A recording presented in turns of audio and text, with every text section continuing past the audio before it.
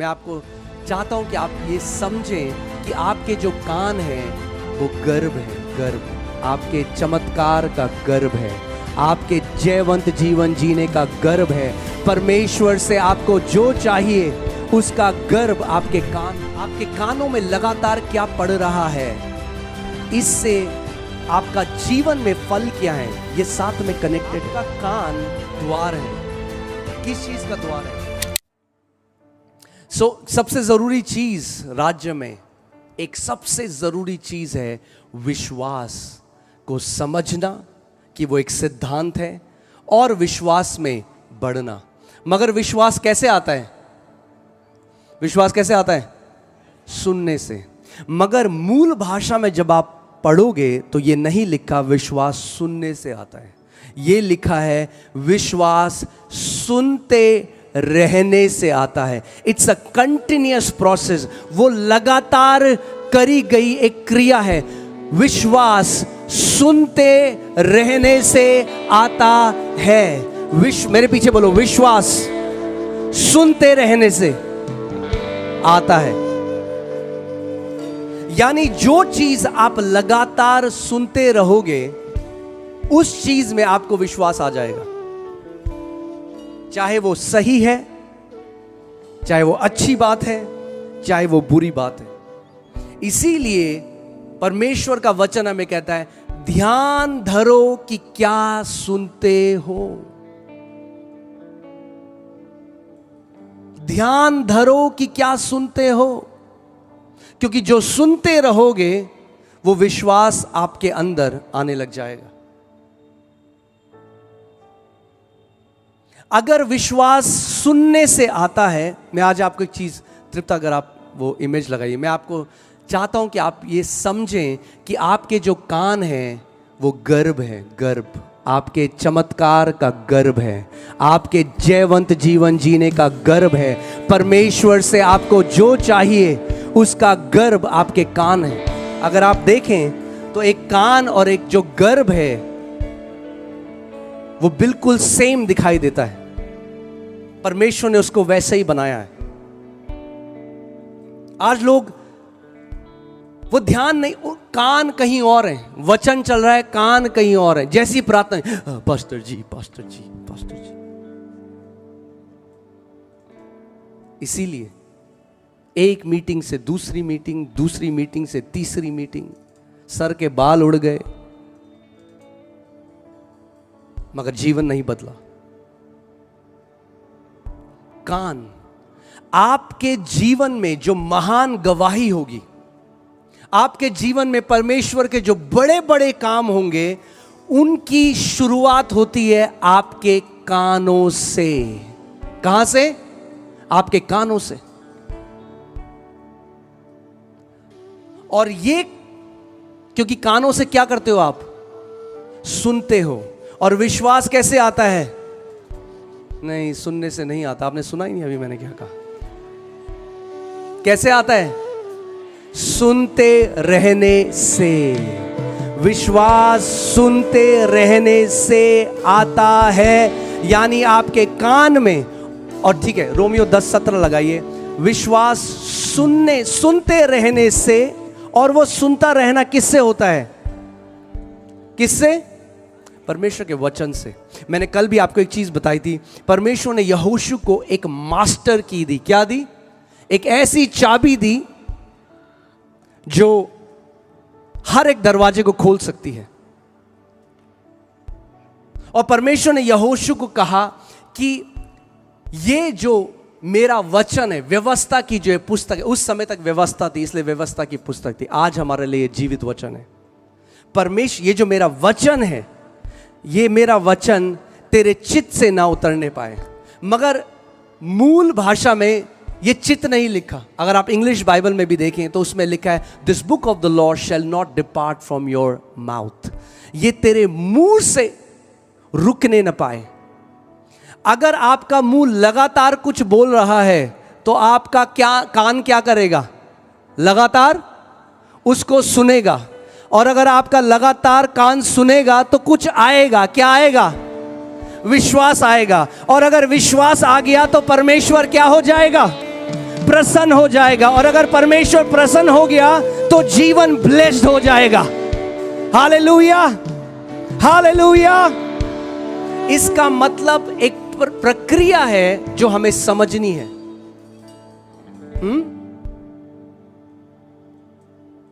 आपके कानों में लगातार क्या पड़ रहा है, इससे आपका जीवन में फल क्या है, ये साथ में कनेक्टेड है।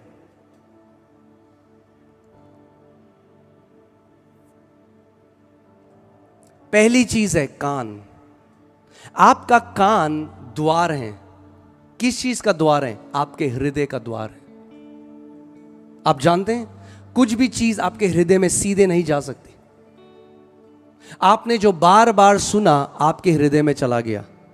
कितने लोग यहां पर, हमारा जो राष्ट्रीय गान है आप गा सकते हैं कभी भी, जब आपको बोले आपके मुंह से वो, कितने लोग हाथ दिखाओ मुझे। आपने कब, हमने स्कूल में करा था, कितने साल हो गए, कई लोगों को कितने, क्या हुआ? क्योंकि आपने उसको रेपिटेटिव कहा, वो कहां चला गया? आपके हृदय में चला गया। जब आपके हृदय में चला गया, अब आपको किसी किताब से पढ़ने की जरूरत नहीं, अब वो आपके पास है, जब चाहे उसको बाहर निकाल सकते हो। ऐसा ही परमेश्वर के जीवित वचन के साथ भी करना है। ऑन रिपीट परमेश्वर के वचन की घोषणा करनी है, उसको बोलना है। जब आप लगातार परमेश्वर के वचन को बोलते हो तो वो आपके हृदय में चला जाता है। जब हृदय में चला गया तो वो आपका हो गया। आप पूरी बाइबल लेके चल सकते हो, मगर जीवन में वही पूरा होगा जो आपके हृदय में छुपा हुआ है, वो नहीं जो वचन आपके हाथों में है। आपको इस वचन को कब्जा करना सीखना पड़ेगा। कल हमने कुछ सीखा था, याद है आपको? प्रभु यीशु मसीह ने कहा, अगर तुम मेरे वचनों में क्या कर लो, उसमें अपना घर बना लो। If you abide in my word, if you tarry in my word, अगर तुम मेरे वचनों में बने रहो, उसमें अपना घर बना लो, वहीं रहो, उस पर चिंतन करो, उस पर मनन करो, बार बार उसको बोलो, तो तब तुम सत्य को जान लोगे और सत्य तुम्हें हर एक बंधुआई से आजाद कर देगा। तब तुम मेरे चेले ठहरोगे।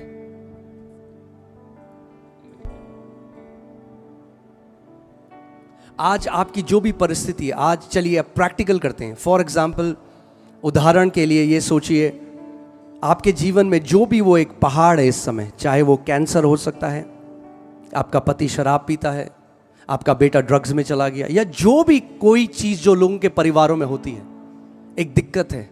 अभी तक आपने गिड़गिड़ाया, सालों हो गए, कुछ नहीं बदला। आज मैं आपको कुछ कह रहा हूं, परमेश्वर के साथ अब आपको पार्टनरशिप करनी है अपने मिरेकल के लिए, अपने चमत्कार के लिए परमेश्वर के साथ एक साझेदारी करनी है। सबसे पहला आपको वचन में ढूंढना है कि मेरी परिस्थिति के लिए परमेश्वर का वचन क्या कहता है। क्या करना है आपको? आपको ढूंढना है कि मेरी जो परिस्थिति है, उस परिस्थिति के लिए परमेश्वर का वचन क्या कहता है, क्या प्रतिज्ञा मेरी परिस्थिति के लिए है। आप सोचिए, अगर कोई बीमार है, डॉक्टर ने कहा ये नहीं बचेगा, तेरे पास 3 महीने हैं। डॉक्टर ने क्या बोला? 3 महीने हैं। अब वो वचन पढ़ने लगा।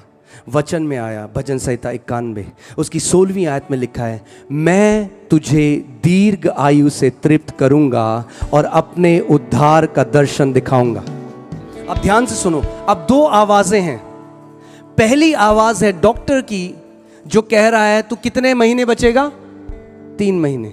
एक दूसरी आवाज है परमेश्वर के वचन की, जो कह रहा है तू कितना जिएगा? तू दीर्घ आयु जिएगा। अब कौन सी आवाज पूरी होगी उनके जीवन में, वो इस बात पर निर्भर करता है कि वो किस बात में अपना घर बनाएंगे, किस बात में अबाइड करेंगे। क्या डॉक्टर की बात को बार बार सोचेंगे, अब मेरे पास 3 महीने बच गए, मैं मरने वाला हूं, सबको बोलेंगे? क्योंकि जब वो बार बार उस पर चिंतन करेंगे तो वो कहां चला जाएगा? उनके हृदय में। और हृदय से क्या होता है?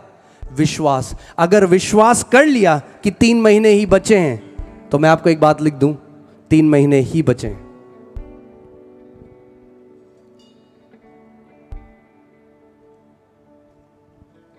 मगर अगर वहीं पर उन्होंने परमेश्वर के वचन में जो प्रतिज्ञाएं हैं, उसका वचन कहता है, पुट एक्सोडस 23:25, निर्गमन 23:25, वो कहता है जब हम अपने परमेश्वर की सेवा करते हैं तो वो हमारे खाने, हमारे रोटी और हमारे पानी को आशीषित करता है। He will bless our bread and our water and he will take sicknesses from the midst of us। वो हमारे बीच में से बीमारी को निकाल लेगा। वो कहता है तेरे देश में कोई बांझ ना होगी, और फिर वो कहता है तेरे दिनों को मैं इस पृथ्वी पर पूरा करूंगा। I will fulfill the number of your days। Hallelujah. मैं तेरी आयु को क्या करूंगा? पूरा करूंगा। डॉक्टर क्या कह रहा है कि 3 महीने हैं, परमेश्वर क्या कह रहा है? मैं तेरी आयु को पूरी करूंगा। 2 रिपोर्ट हैं, 2 आवाजें हैं।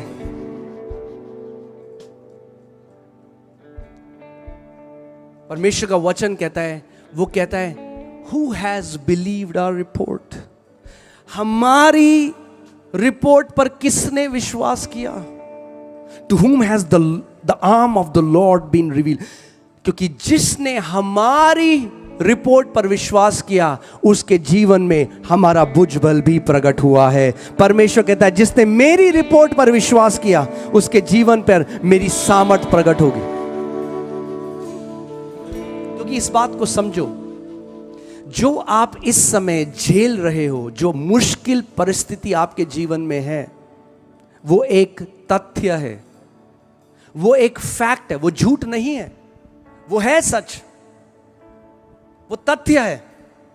डॉक्टर ने आपकी शरीर को स्कैन किया, आपकी ब्लड टेस्ट करा, ब्लड टेस्ट में उसको माइक्रोस्कोप के अंदर डाला, देखा और बोला तेरे शरीर में कैंसर पूरा फैल गया। ये एक तथ्य है। और मेडिकल साइंस के हिसाब से उन्होंने आपको बता दिया कि अब आपके जीवन पर हम कुछ नहीं कर सकते। हमने जो करना था हमने कर दिया, अब हम कुछ नहीं कर सकते। यह एक तथ्य है। मगर जो परमेश्वर के वचन में लिखा है वो सत्य है। तथ्य बदल सकता है, सत्य हमेशा के लिए स्थिर रहता है, कभी नहीं बदलता। Your word, O Lord, is forever settled in heavens। तेरा वचन परमेश्वर हमेशा के लिए, युगानुयुग के लिए परमेश्वर ये स्थिर है, ये बदलता नहीं है। मगर ये किन के ऊपर पूरा होता है? ये ऑटोमेटिकली पूरा नहीं होता। केवल क्योंकि वचन में लिखा है इसका मतलब ये नहीं अपने आप आपके साथ पूरा हो जाएगा। आपको उसको ग्रहण करना पड़ेगा, आपको उसको अपने दिल में डालना पड़ेगा, आपको दिन और रात उस पर मनन करना पड़ेगा, आपको उस प्रतिज्ञा पर कब्जा करना पड़ेगा। You will have to possess the promise of God by faith।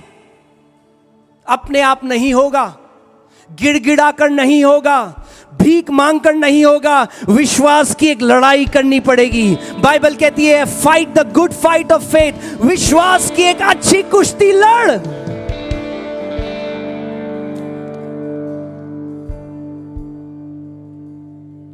कितने लोग तैयार हैं यहां पे एक अच्छी कुश्ती लड़ने के लिए विश्वास की? हालेलुया।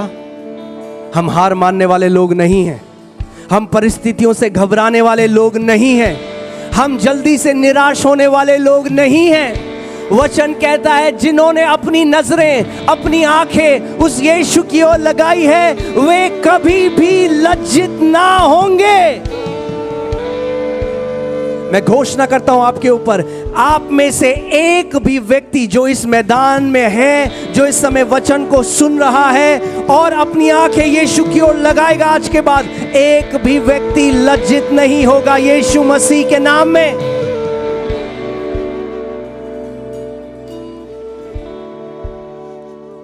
ठीक है, मैं आपको बहुत प्रैक्टिकल टीचिंग दे रहा हूं आज। जिसको आप जिंदगी भर अपने जीवन पर अप्लाई कर सकते हो और एक के बाद एक जय में चल सकते हो। हालेलुया। रांची में बहुत सारे विश्वास के योद्धा खड़े होने वाले हैं यीशु के नाम में। क्योंकि सोचो, अगर रात को 3 बजे पेट में दर्द होगा, कौन सी मीटिंग के लिए वेट करोगे? कौन से परमेश्वर के दास का वेट करोगे कि वो अपना हाथ हमारे ऊपर रख दे? खुद के विश्वास में बढ़ना पड़ेगा, खुद का विश्वास बलवंत करना पड़ेगा। हालेलुया। कितने लोग तैयार हैं? बोलो, प्रभु मुझे विश्वास का योद्धा बना। एक ही तरीका है विश्वास में बढ़ने का, वो है परमेश्वर के वचन से ऐसी प्रीति रखना, ऐसा प्रेम रखना, आपको प्रेम हो जाए। सुबह शाम आपके चित्त में परमेश्वर का वचन है। यही परमेश्वर ने यहोशू को बताया। ये सक्सेस का सीक्रेट है, सफलता की कुंजी है। क्योंकि इंग्लिश बाइबल में लिखा है, जब तू ऐसा करेगा, you will make your way prosperous and you will have good success. ऐसा करने से तेरे सब काम सफल हो जाएंगे, तू सफल जीवन जिएगा।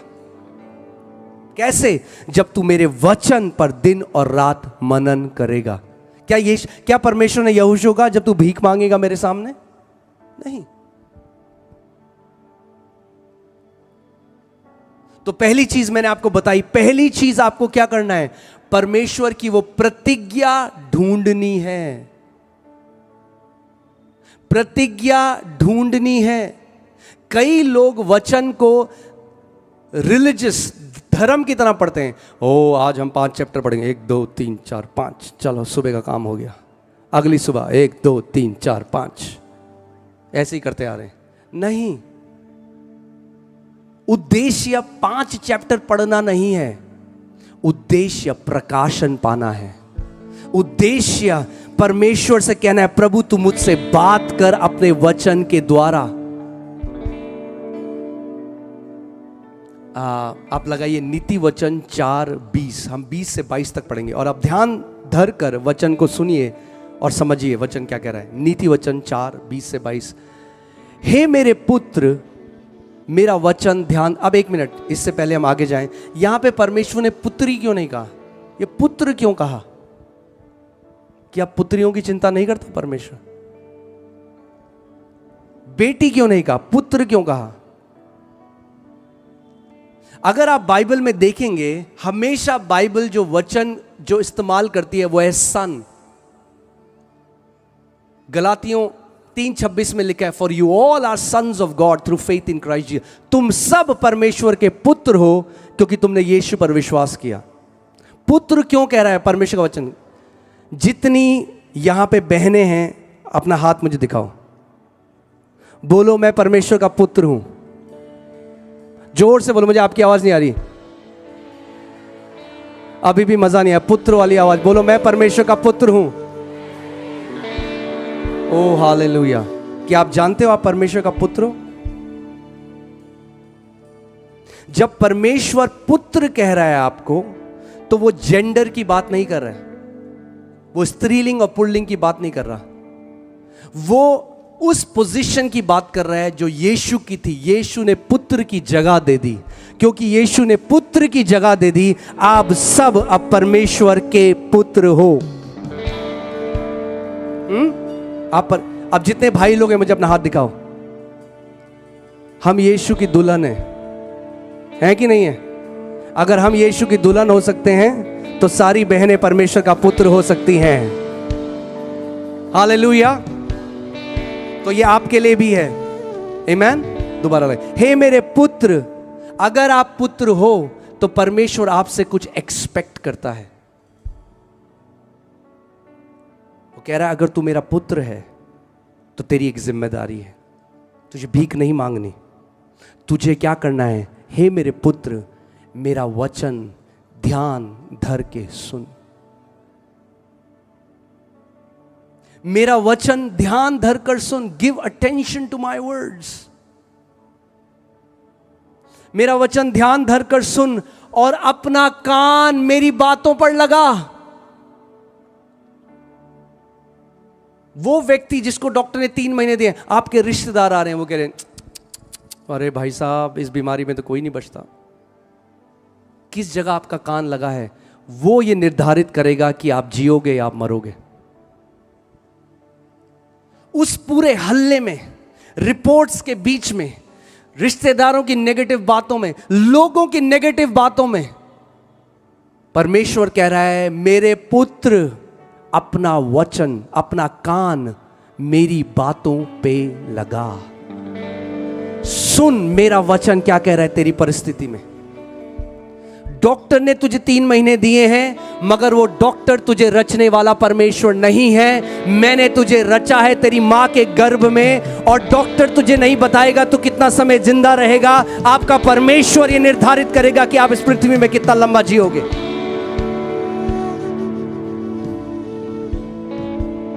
Doctors can diagnose, but they cannot prophesy the length of your days.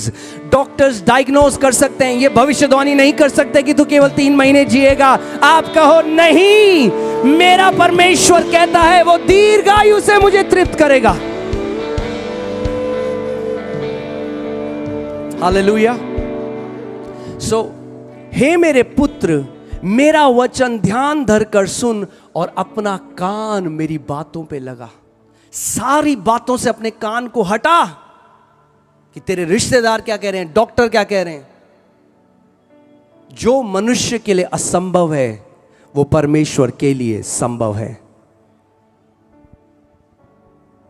आगे, इनको अपनी आंखों के ओट न होने दे।